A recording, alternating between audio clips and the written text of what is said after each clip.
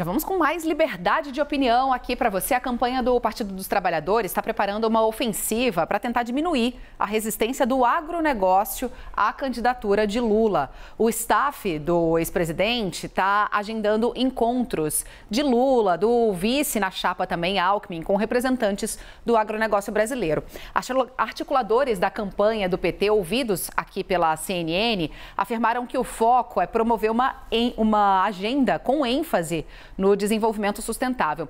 Em declarações recentes, vamos lembrar, o ex-presidente Lula chamou uma parte do agronegócio de fascistas e direitistas. Essa fala dele repercute até hoje e nada bem entre alguns membros desse setor. É isso. Bom, vamos ouvir então Fernando Molica, Boris Casoy e Alexandre Borges. Vou começar com o Alexandre agora. Alexandre, o ex-presidente Lula, para dizer que não entende a rejeição não generalizada, mas em grande parte do agronegócio, a candidatura dele, lembra financiamento oferecido ao setor, lembra que as exportações aumentaram muito durante a gestão dele como presidente da República, perdão de dívidas, e ontem ele foi ao Canal Rural, que é um canal que evidentemente fala com esse segmento. E em determinado momento da entrevista, ele admite que, por exemplo, um fazendeiro ou alguém que vive num sítio um pouco mais distante de um centro urbano pode ter uma ou duas armas para se defender. Ele diz que sabe que há roubo de gado, que há roubo de produtos de fazenda e que a polícia pode demorar a chegar e fatalmente vai demorar a chegar se chamada para uma fazenda aí no interior do país. Às vezes demora para chegar na Avenida Paulista, né? Imagina então no interior do Mato Grosso. Agora, é o suficiente para ele chamar pelo menos uma parte desse setor para o lado dele, Alexandre? Por que é que esse setor resiste à candidatura do PT? Olha, Rafa, vamos dividir não só o agro, mas qualquer segmento da sociedade entre quem ele pode virar voto, quem já está com ele e quem ele nunca vai estar com ele. Uma campanha serve para quê? Eu sei que às vezes é repetitivo a gente falar isso, mas serve para virar voto num espaço muito específico que é você não vai focar em quem já está com você, porque já está com você, e quem nunca vai estar com você, não importa o que você faça. Então você tem que encontrar aquele segmento ali que ainda está indeciso, ou que diz que vai votar em outro, mas não com muita convicção, e você teria algum discurso para esse segmento. No caso do agro específico, você tem uma parte do agro que com certeza nunca vai votar em Lula.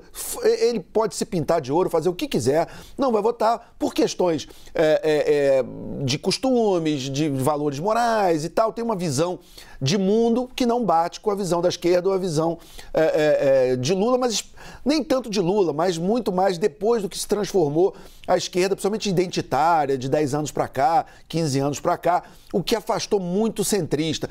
Não só a direita nem se fala, óbvio, mas também muita gente de centro acabou se afastando pelo radicalismo de algumas pautas identitárias. Você tem também uma parte do agronegócio, se é que a gente pode chamar de agronegócio, que está adorando, vamos dizer, uma certa leniência com o comércio madeireiro, com coisas que dizem e que a gente vê que podem estar acontecendo ali no centro-oeste, no norte, e que há...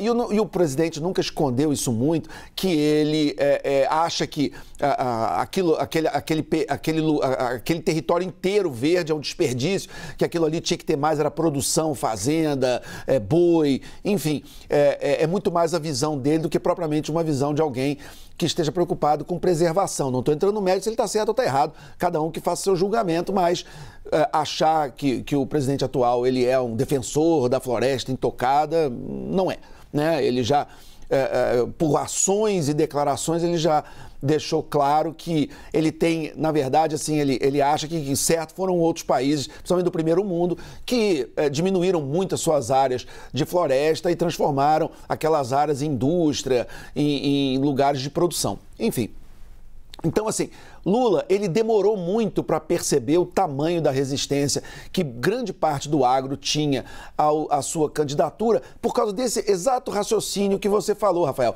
e que eu acho que atrapalha a visão de muita gente na hora de analisar política, de analisar campanha, de achar que dinheiro resolve tudo. Que se você deu dinheiro, deu empréstimo, aquele sujeito vai vir atrás de você de qualquer jeito.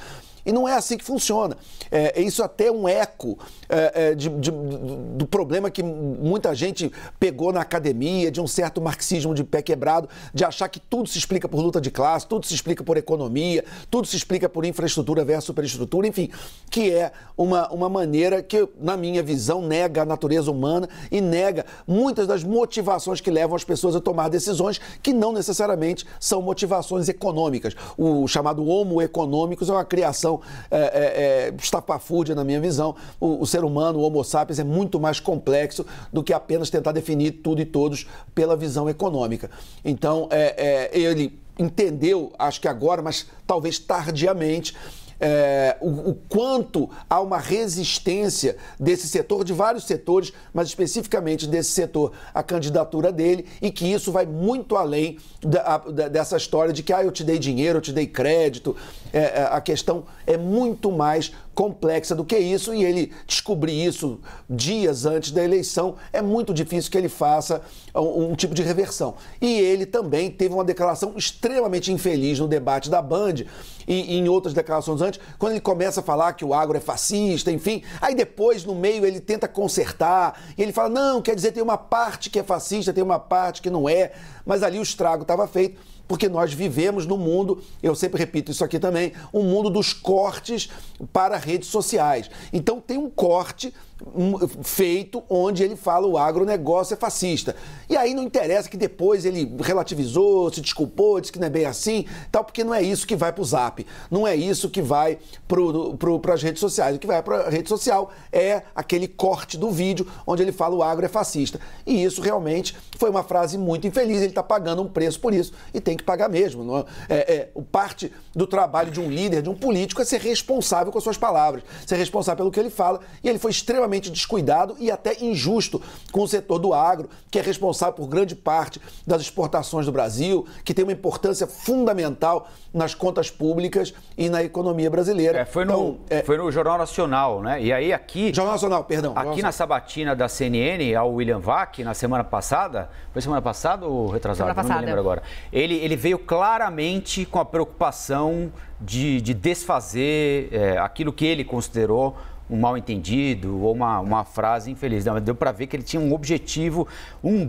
na entrevista aqui na CNN de 50 minutos, que era tentar restabelecer pontes com esse setor da economia.